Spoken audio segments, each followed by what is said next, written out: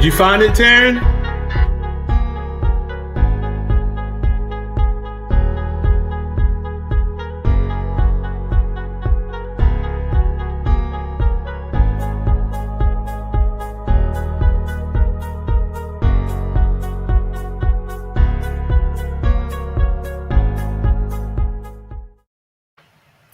Good afternoon, everyone. I'm Dr. Donovan Washington, Youth Director of the South Atlantic Conference of Seventh-day Adventists, and I welcome you to our daily youth and young adult forum right here at our virtual camp meeting services for the young people. What a week it has been. On yesterday, we spent a lot of time talking about Christian education and faith. We had Raven and Ray Gray online. You can find that broadcast in the archives if you missed it on Facebook and YouTube, but we had a great discussion. And today's discussion is going to be no different. We ask you to come on in and join us on our broadcast today. We want you to share this with someone on Facebook and on YouTube. You can find us on YouTube at the South Atlantic Conference Youth Channel. You can find us on Facebook on the South Atlantic Conference page live right now, or you can go to my personal pages at Pastor Donovan. We are thrilled today to have two more special guests, some of the most dynamic people that I know that's going to guide us in our discussion today. But before I introduce them, let's have a word of prayer. Father, in the name of Jesus, thank you so much for this privilege of service. Be with us as we discuss topics relating to young people in this forum. In the name of Jesus, we pray. Amen. Once again, go ahead and come on in. Let us know where you are watching from. Let us know if you have any questions. If you share a question with us, we will read it online, time permitting. Let me go ahead and introduce my special guest today that will be joining us in the forum. Our first guest is no stranger to South Atlantic Conference. I believe she's one of the princesses of South Atlantic Conference, and she does amazing work in the youth department and other departments in the South Atlantic Conference of Seventh-day Adventists. We have on a line today the administrative assistant for the youth department, none other than the legendary Teresa Hairston. Good morning, Teresa. Good morning, Dr. Washington. Thank you for this opportunity to be with you today. Well, thank you for joining us. How have you been? I've been good. Thank you. Now, you all don't know, her hands are full during camp meeting, okay? Because we're virtual, I don't need much, but let me tell you something. She works with children's ministry and Sabbath school. The other night, I saw her on the senior program giving away a special award from the NAD for Elder Freeman, who she worked closely with as well. I only hope when I retire very, very soon, that Teresa Harrison will say about me what she said about Al Freeman. Absolutely. It was a joy to work with him. All right. Well, we have another guest today. We also have a good friend of mine. She is the lead pastor at the First Church in Springfield, Tennessee, and newly commissioned elder of the Seventh-day Adventist Church. Just recently got the oil at her camp meeting in the South Central Conference, none other than Pastor Tina Carriger, internationally known. Good morning, my friend. That's a bit much, but thank you, Dr. Washington, for allowing me the opportunity to participate in this conversation today. Good. It was good to have you both on. I think we're going to have a great conversation today. Welcome, everybody watching on Facebook and YouTube. As you come in, don't forget to let us know a little bit about yourself or ask any questions as we have our discussion. Now, before we get into our main discussion, I want to ask each of these ladies, and many of you know them and have heard from them, how did you manage the pandemic? The pandemic was tough on a lot of people. How was it for you? I am familiar with both of your situations, so I know you had to endure some stuff. And so how did you deal with the pandemic? Teresa, let's begin with you. Okay. Well, I'll start off by saying the first jolt that I experienced during the pandemic was unfortunately the loss of my mother when Yeah. the pandemic first started. Um, that was unexpected. So most of that early part of the pandemic, I was grieving, but I had to find a way to stay busy. Although I was still working outside of work, I had to learn how to stay busy outside of work to get through the grief period as well as the pandemic. And so I became actively involved with finding a way to help the senior citizens. After losing my mother, I thought of all of the needs that she had during the time I was taking care of her quite a bit. So I started a community of my own outreach. And so I started baking banana bread. Mm. And I took that to some of the senior citizens of our church with a card and a little gift. And I tried to make sure I did that once a month to each senior citizen that I had on the list that I accumulated. And that kept me pretty busy with it during the time I wasn't working. So I managed to get through the pandemic by working and staying busy. And I'm glad we're coming out of it. I am so glad too. So glad too. Let me just say it for the record. I'm offended. I didn't get one piece of banana bread over the whole pan. You could have slipped it under my door. You could have set it on my table. Not a slice It's on the of way. banana bread, but I'm sure it was delicious. Tina, how did you deal with all that the pandemic brought? Talk to us, Pastor.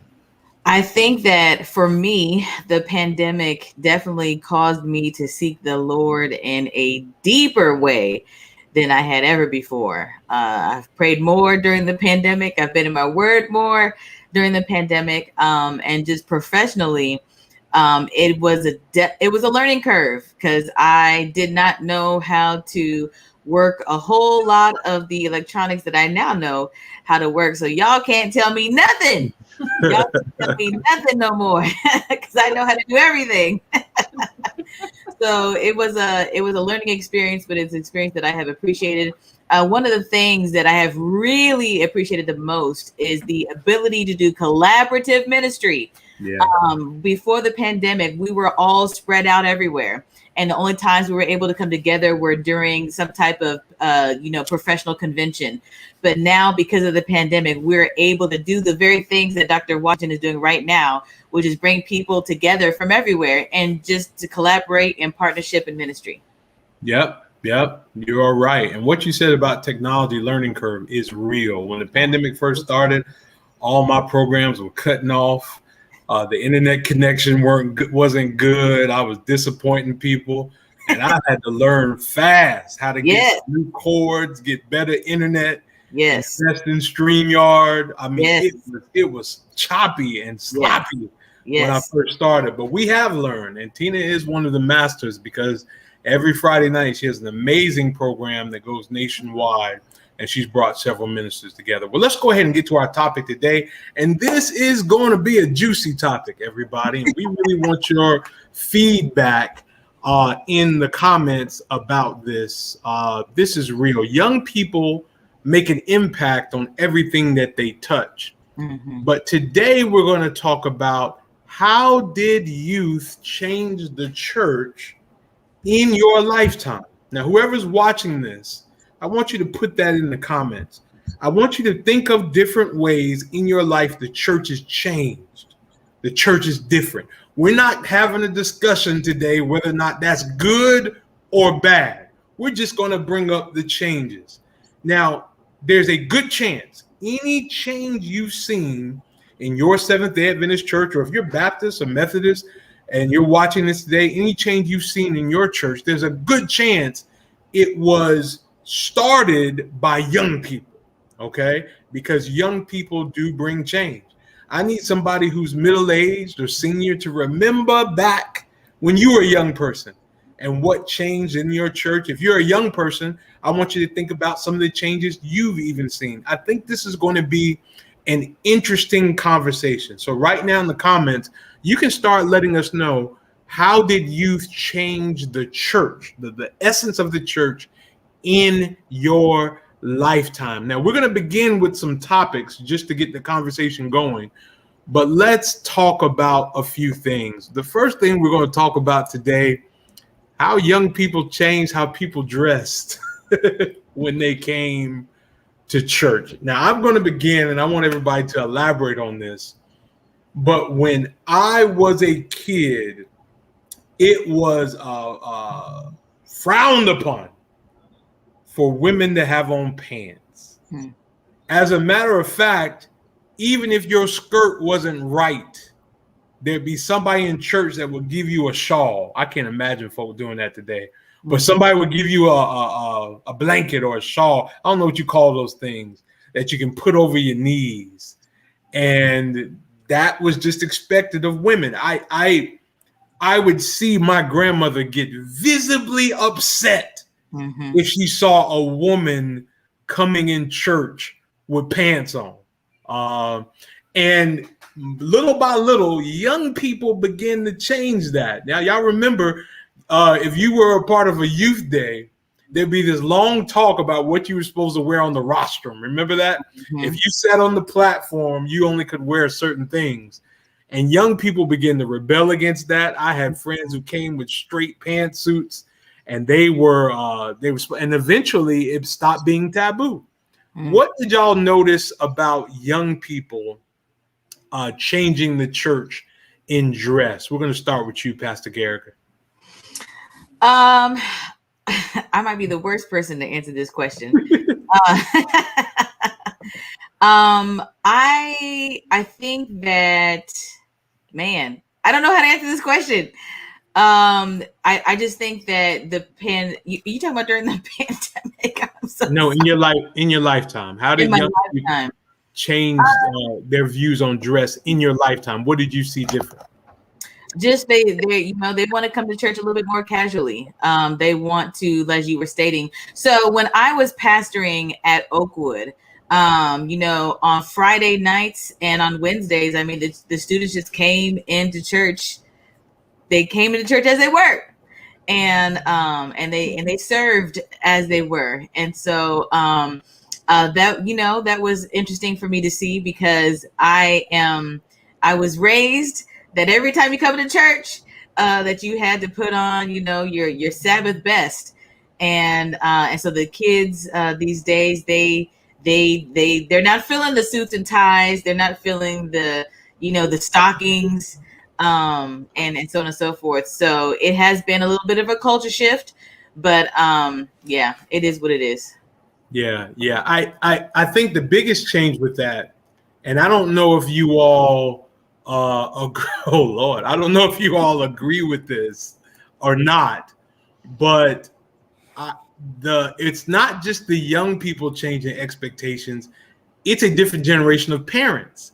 I didn't get to choose what I wore to church. Like, I was made to dress a certain way. And now parents don't put that expectation on kids, so there is no, let me inspect you before you go to church. Let me make sure you look good. Let me make sure you clean. Some parents see it nowadays as an accomplishment that their kids are even coming to church. So they're not going to complicate it by making them wear certain things when it comes to dress. Sister Hairston, let's get you. I thought I lost you for a minute. You did. I'm so glad you're here. I'm so glad you're here. Why don't you share with us how the youth changed ideas of dress in your lifetime? What did you see in your lifetime?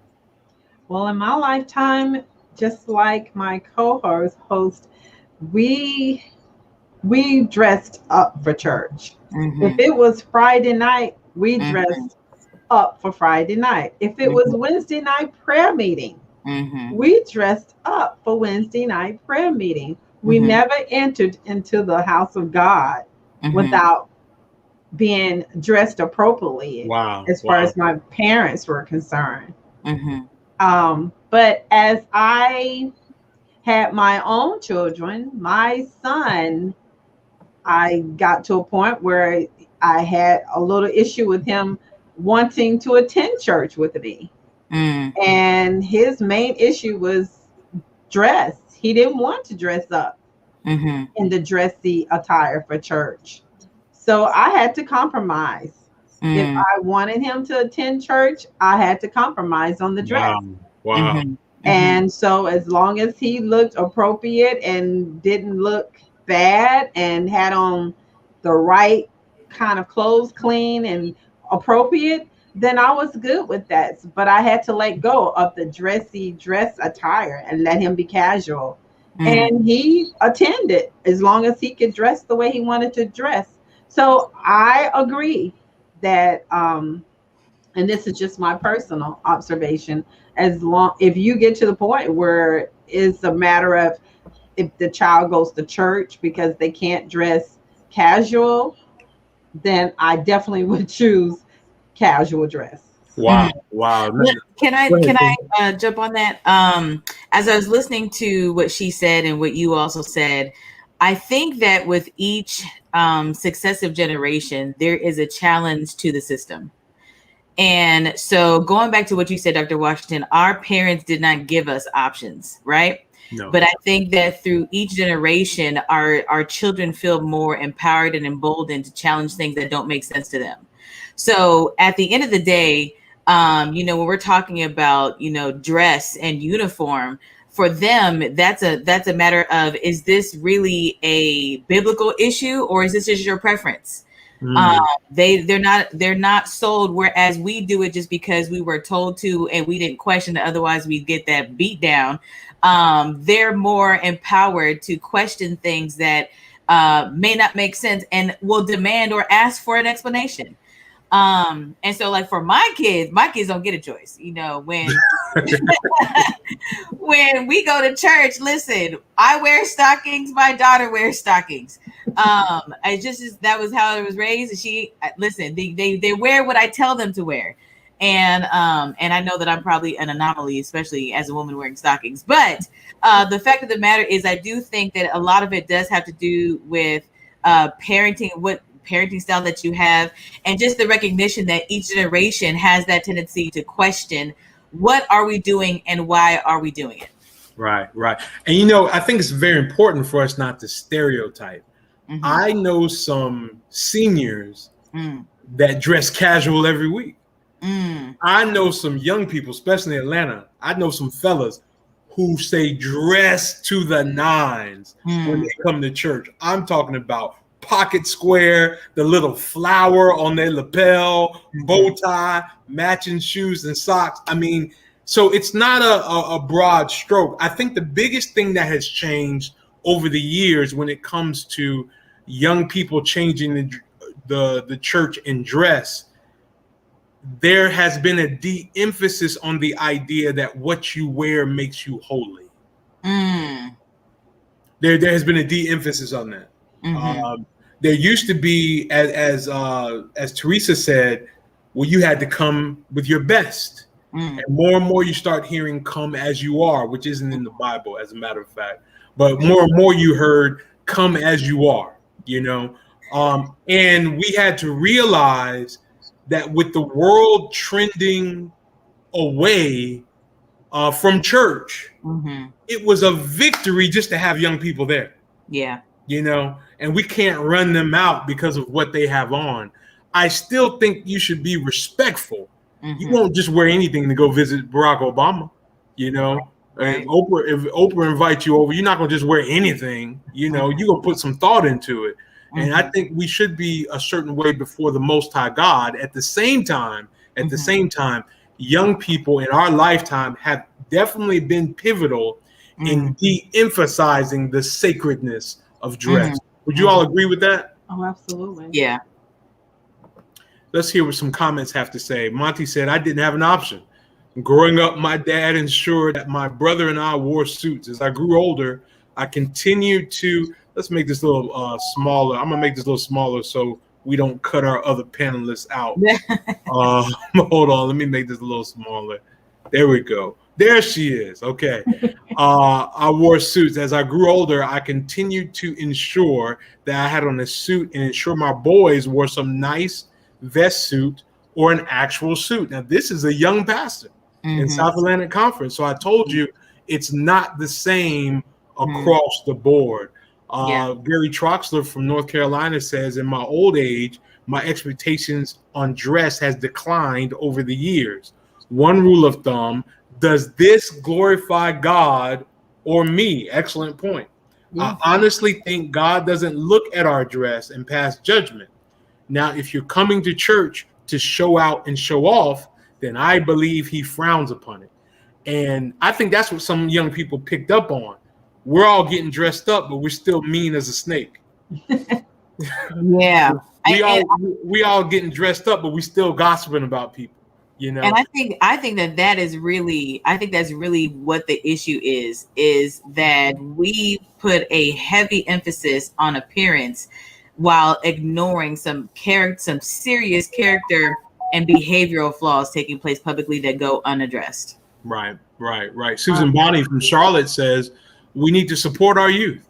It is better for them to have jeans, to give an example, but in church, than have a suit forcing them to come. They will grow and make a decision on their own. Transformation is inside out. Excellent points. Go ahead, Tina. So can we make a distinction with this whole dress conversation that there's a difference between the way that you're coming into church and how you're leading as a leader? Because I do believe that there's a distinction. Okay, break that down, because you just went deep on us. I mean, I need to make the announcement. Tina's been accepted to the doctoral program at Andrews University, and this is some doctoral level stuff. So go ahead and break it down for us, Pastor. What do you mean by that? I'm not breaking down anything. I'm just saying that there is when you are a leader, and I believe that there is a level of uniform or decorum that one presents themselves when they're in leadership positions.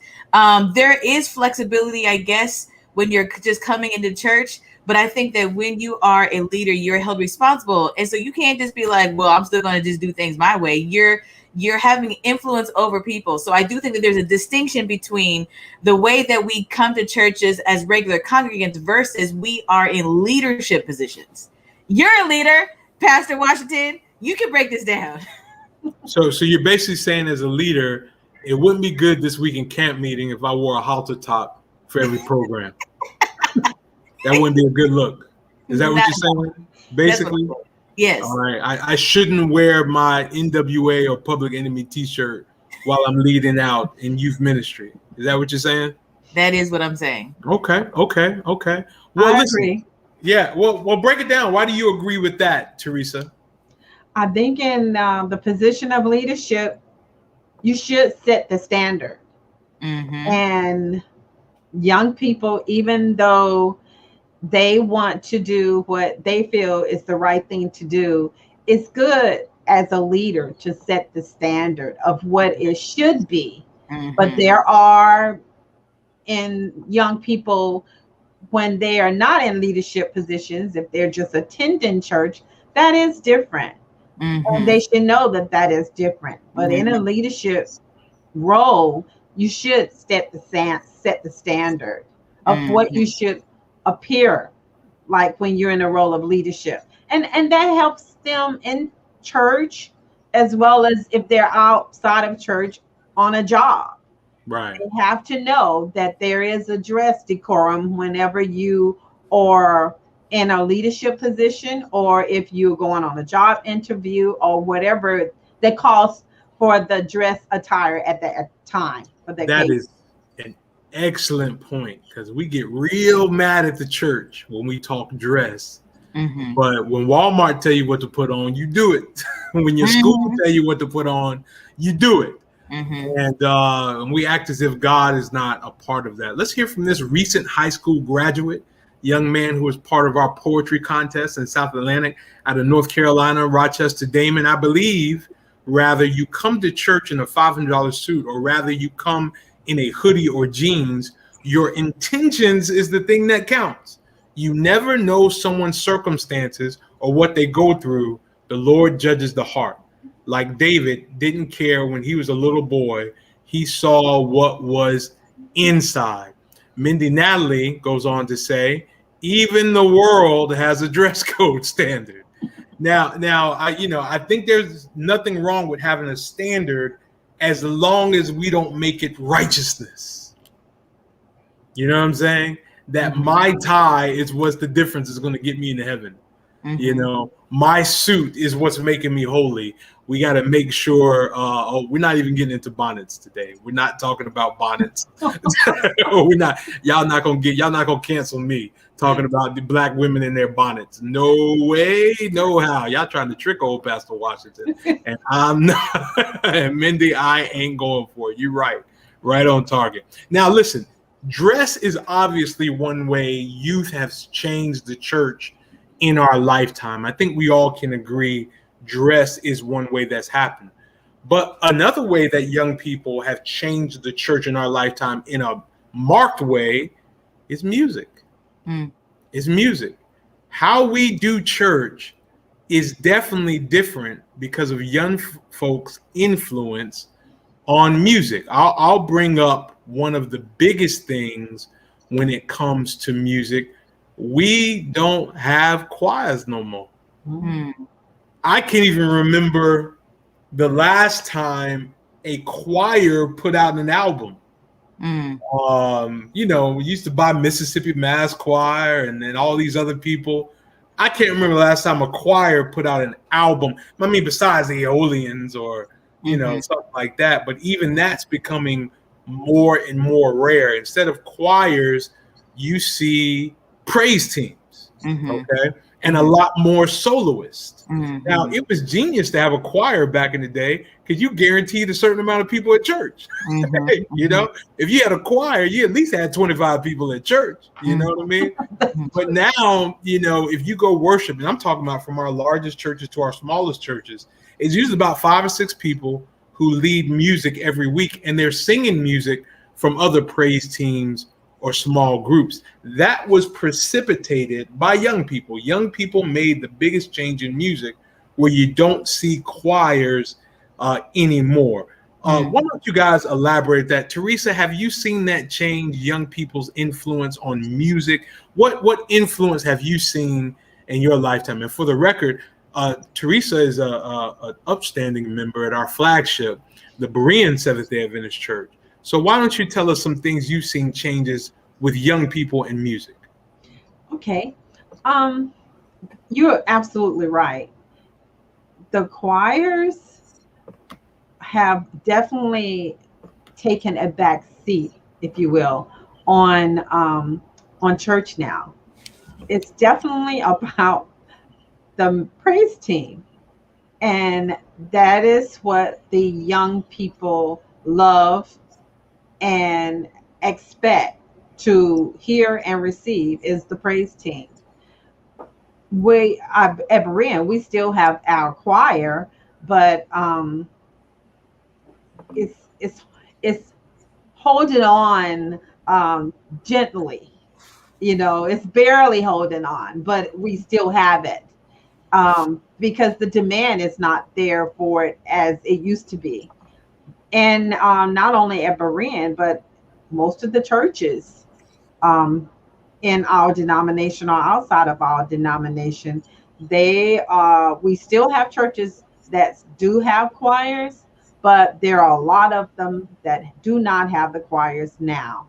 And like you did mention, it's about the praise team and the music, the more upbeat music that they want to hear.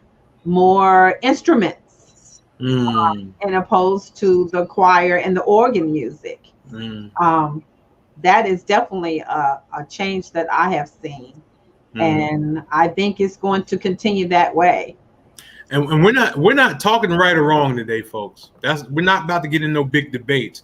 We're talking about how young people has changed the church over the years, the changes we've seen in our lifetime. We've already covered dress. Now we're talking about how young people have changed music, and we're going to be building to the point on how young people are changing the church right now. What have you seen musically? You like music, Pastor Carriger. What have you seen musically as far as young people leading the change in our church? I love music. Singing is my first gift, so I'm a music stalker. One of the blessings of me when I was pastoring at Oakwood University Church is, just being surrounded by so much young talent. And one of the things, aside from, praise teams had pretty much taken over, but, Oakwood University Church has a great choir. And so it was always nice to be able to I actually joined the choir because of the assistant music director, Stephen Manders, talented young man, just anointed to do his thing. And it was like, man, just all those collective voices, it just kind of does something to you. But then, every now and then on Sabbath, we would have dynamic praise come and bless us with a musical selection. And I'll tell you that, one of the, in terms of, we're talking about the changes that young people have had on music and with regards to choirs, like dynamic praise is far more expressive than the normal choir. And so, they're not afraid to dance. So we're talking. And let me jump in for a minute. And there used to be a time they were banned from the Oakwood University Church. Yes, that's what I've heard. And so, Sister Hairston brought up, the instrumental aspect of it. But the other part of young people in choirs is they move. They dance. Oh, that's right. So not only are they in the church and in the choirs, if it's a good choir, then they're also they're moving, and you either have to move with them or look like you ain't with them. That's real. Yes, they are not afraid to be expressive. And I think that helps kind of liberate a lot of us who may be more reserved or too afraid or have been captured by the tradition of the environment, the unspoken rule that you're not supposed to do this or that or whatever. They're like, bump all that. Listen, we gonna get our praise on, and this is what it looks like. Yeah. And that's become more and more prevalent and led by young people, if you will, the Africanization of our service, the embracing, watch this, of the drum. All of y'all are old enough to remember the bitter fights in board meetings and business meetings over drum. Now, if you are a real seasoned citizen watching this, you remember the fights over the organ. That's right. The organ used to be a club instrument. They said, no way, you can't bring an organ in the church. And then the fight shifted to the drum. Now it's rare to see a big fight over the drum. With our Caucasian brethren and some of our Caucasian institutions, they meet you halfway. They give you a little box that you can beat on. You see them sitting on a box, beating on a box. They say, we ain't gonna let the drum get in. Y'all not going to Wakanda in our service today. All right, y'all not going to Wakanda. But we'll give you a little box to keep it less melanized, if you will. And so go from there. But young people have made a huge change, when it comes to music. Pastor Newbill says the best churches have a good music ministry. Music heals just as much as the word of God and the sermon. But there are some people who say, like Theola, that there's no congregational interaction with the praise team. It's a mini concert. Let me tell you something. I love a good hymn. Ain't nothing like sitting in the church and everybody singing, I come to the garden alone while the dew is still on the roses. Ain't nothing like that. Ain't nothing like he hideth my soul in the cleft of the rock. Pass me not. Sing it, Pastor. And that, listen, I ain't gonna break the heart. See, my administrative assistant is trying to set me up. My good friend's trying to set me up because y'all can get the Sandman out here and get me dragged off the stage. I am saying to you, those songs bring out something beautiful. Yes. You know what I mean? It's something special about those songs. But people do have different tastes. Young people, though, have made a huge transition in the level of energy, the size of choirs, and what's acceptable in the church. We're talking about how did church change in your lifetime. So far, we've talked about dress, how churches changed with dress, how churches changed with music. This was prompted by young people. There are a lot of things that we can go over, but why don't we even talk about order of service real quick? Let's talk about order of service real quick. I'm suggesting to you, church got shorter because of young people. Okay? I'm suggesting that to you. There used to be a time, and I'm letting y'all know, my time on the scene is almost over. I'm an old man. But we used to go to, come on, Teresa, you know what I'm talking about, early morning prayer service, Sabbath school, divine worship, fellowship lunch. Watch this. In gathering, you come back to MV, then you had a social and a basketball game, and you were at church all day. Young people stepped in and said, nah, we're done with that. We're done with that. And church, it would be rare if you got out before 1:30. Can we keep it real? Oh, absolutely. It would be rare. The elder at your local church had 500 announcements. All right. The other elder would come preach after the pastor preached. He preaching the prayer. You know what I'm saying? During offering, it wasn't no, let's have our stewardship moment. Let's have our tip for you to save money. No, it was, will a man rob God? Yet you have robbed me. It died.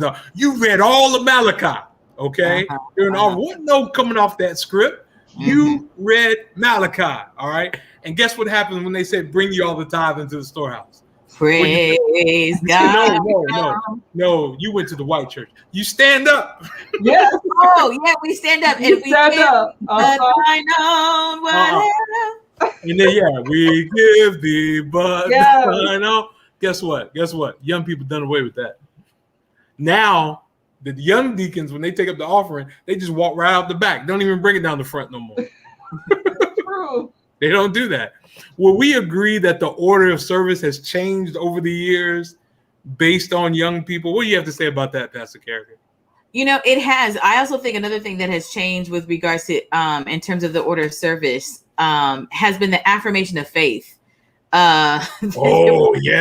There was an indictment on the affirmation of faith. There was a pure attack. And for those who don't know what we're talking about, when we were kids, they said, now the affirmation of faith, you said, remember the Sabbath day to keep it holy. That's how all of us learned the fourth commandment. That's how all of us learned. 6 days shall thou labor and do all thy work. But that's what you used to say. Yes. That's young pastors have changed that. And now for the affirmation of faith, now there's some churches still holding on. They say both. Yeah. But now most churches will say John 3:16. Yes. Go ahead, Pastor. No, that was it. You caught it. That was it. Yeah. What do you have to say about the changes in the order of service, Teresa? I think, just as you mentioned, the time, like you said, it was an all-day affair. Yeah. And now people were starting to put the pressure on before the pandemic of shortening the services. But now, as a result of the pandemic, I think that's going to change more concretely now. Before, I think it was more optional. One Sabbath, the service may be short, and then the next Sabbath, you're there for hours and hours again. But now, as a result of the pandemic, I think it's going to be more concrete. I think the services will be shorter because the demand is for the services to be shorter. The demand is not only from the young people now, it's also a demand for the adults as well for shorter services. And I think we could meet that demand. I think we could just more compress our services a little bit more and still get everything that we need. But it has changed. And I think the young people definitely had something to do with that. And I don't think it's a bad change. I think we could find a way to meet at the middle. Yeah. The pastor of LaGrange and Jackson Church has jumped in, Pastor Michael Shelton. He says, it doesn't take long for the Lord to bless. And he indeed is one of our younger pastors. He said, it doesn't take long for the Lord to bless. Mindy says, short service and more time for the community. She's a young adult. And that's the mindset. If you want to get young people involved, they love community involvement. Mm-hmm. They love doing stuff for the community. One of my most successful Sabbaths when I was a pastor of Macon is when we stopped service early, and some of the seniors were mad at me and went out into the community. They said, at least we got to turn in the tithe, Pastor. And I said, okay, we can do that. It ain't no sermon, but we going over to the other church. I said, well, the sermon is us serving the community.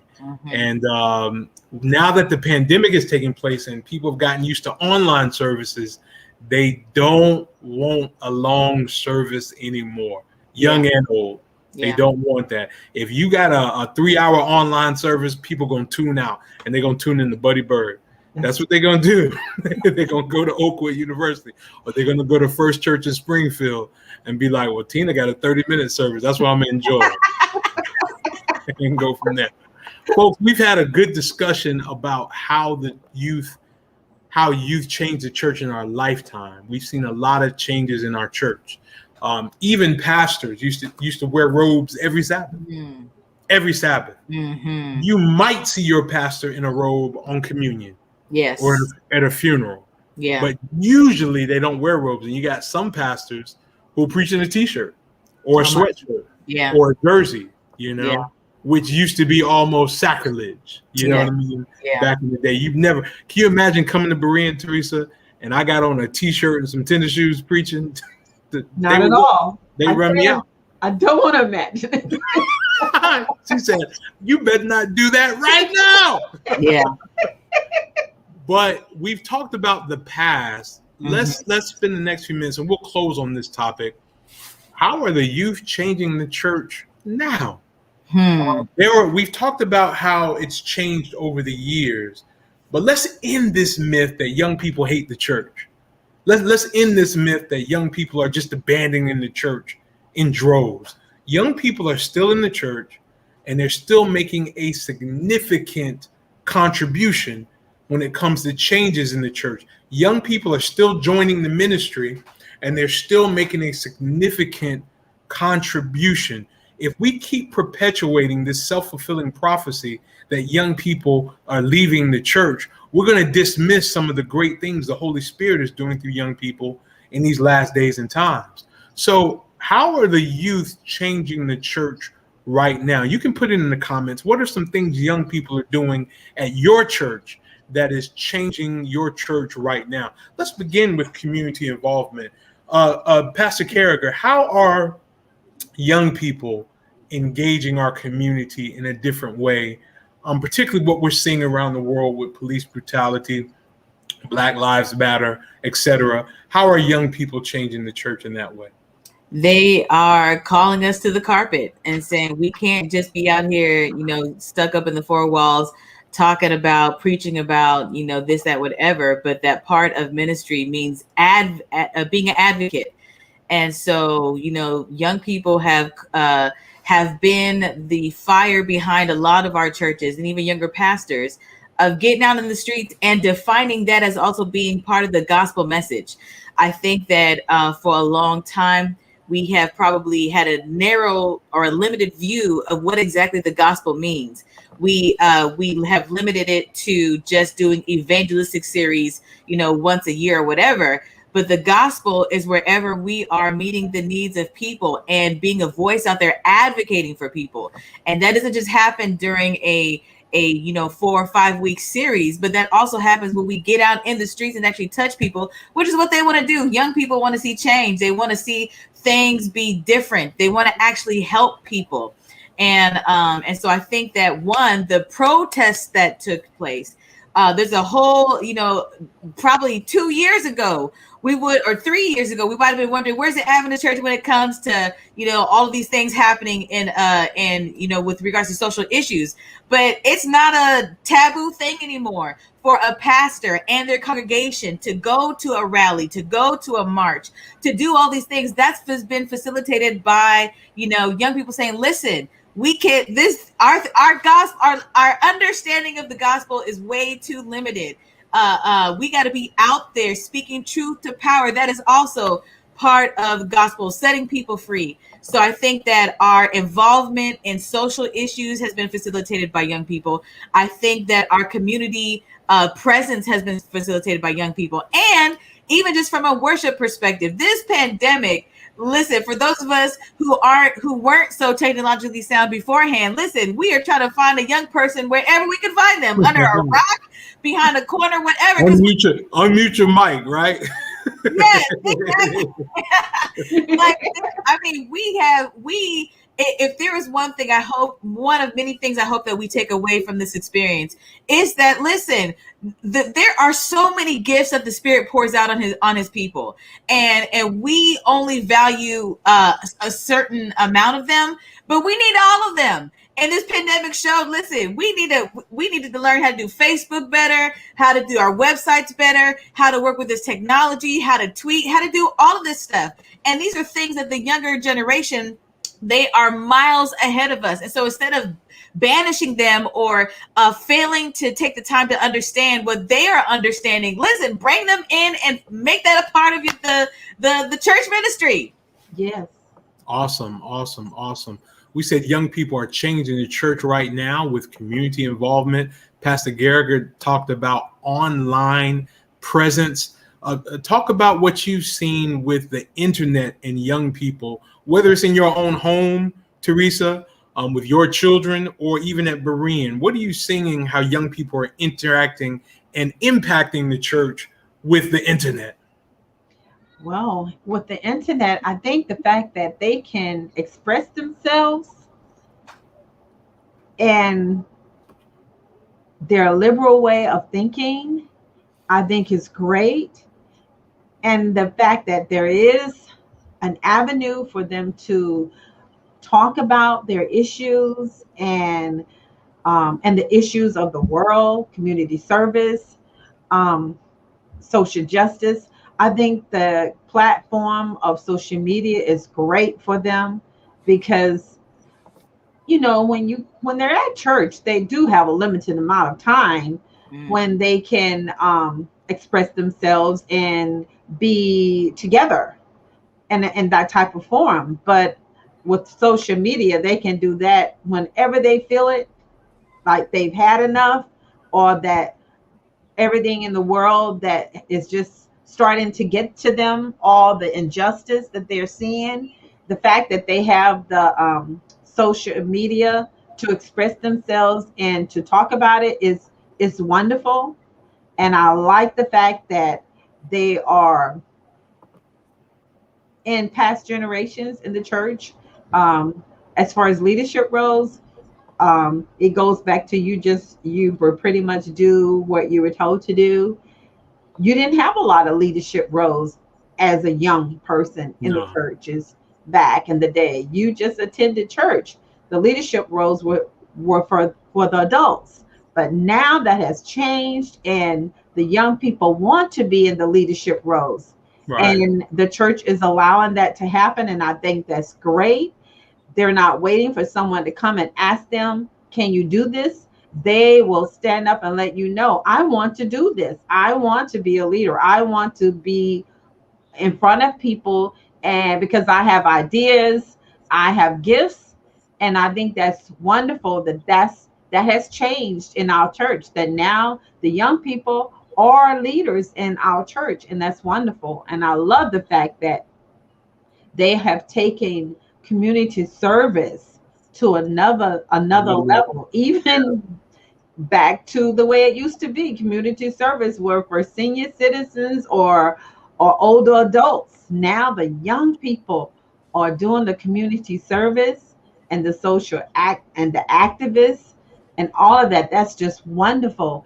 And I think that's our church we have to do better and step up to the plate and meet our young people where they are. If social justice and community service is where they are, and mentoring, if that's where they are, then we have to find a way to meet them there. And once we meet them there, the spirituality that we really want to bring out in our young people and to give them, it will come. It will come. Yeah, I think you hit it on the head when we talked about leadership. You know, if you were lucky, you got to take up offering, or you got to sit on the program for Youth Day. But now more and more young people are stressing accountability in the church, and they're willing to step up. They're willing to step up. They will tell you when you're wrong. And you're talking about social media. Don't mess up now, Pastor. It's going to be all over the internet.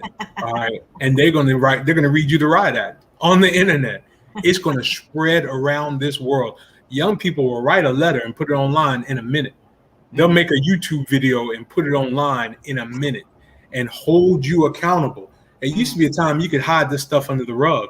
Even how we deal with sexual abuse has changed. My Lord. Because of young people holding people accountable. You can't come up to no young person now and say, keep this between us. And I'm not going to tell anybody. They will make a video, they'll put it online, and it'll go around the world. Yeah. Okay?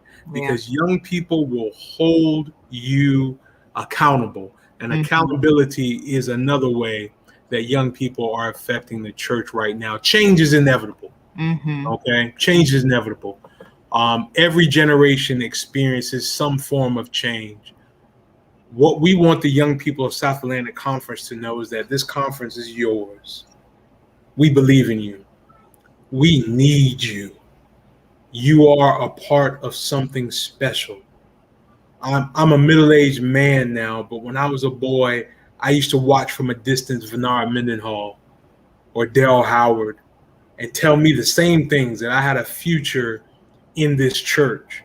And now as a grown man, I say the same to you. You will help build the future of this church. Teresa's daddy would put his arm around me and talk to me about my importance in serving God the right way and following God the right way. And he passed that on to her, and she serves the church for young people to follow in that footstep. And you can do it too. So if you're a young person out there, get involved, get informed, lead. Don't wait for somebody to give you permission. Lead. Do great things. You don't need permission to go bless your community. You don't need permission to start something great at your church, but respect your pastor enough to talk to him or her. Talk to them. Let them know that I want to be involved because you will make great change. We will die without you. We will die. You are shifting us into a new arena. Now that COVID is starting to lift, churches are starting to realize you can't have a church now and not have an internet broadcast. You can't. You will die. There's no way you can have a service without an internet broadcast. No way. No way. And so we're asking you to get involved. The young people have changed the church in a lot of ways, but your time is not over. Acts chapter 2 says the Holy Spirit's going to fall on you, and you are going to be a great catalyst for change in these last and evil days. Go ahead, Tina. I just wanted to also add to what you're saying, Pastor Washington, that as you young people see that there are holes, things missing within your churches, don't be afraid to fill those spaces. The reality is the church needs you, and we don't have everything all together. And the reality is that the reason why we don't is because we need every piece, every person to fill in those spaces. So don't view a church that's lacking as, man, that church is whack. They ain't got nothing. No, God needs you to be that person to fill in those spaces, those crevices, those areas where the church is lacking. So as you see a need, don't be afraid to fill that need. And as you explore and try things, you'll discover where your giftedness actually is and what God is calling you to do. That's practically how I started my journey through ministry. So there were needs that were in my church, And I just started experimenting. Okay, let me try this, let me try that. And eventually I ended up as a pastor because that's where the Lord wanted me to be.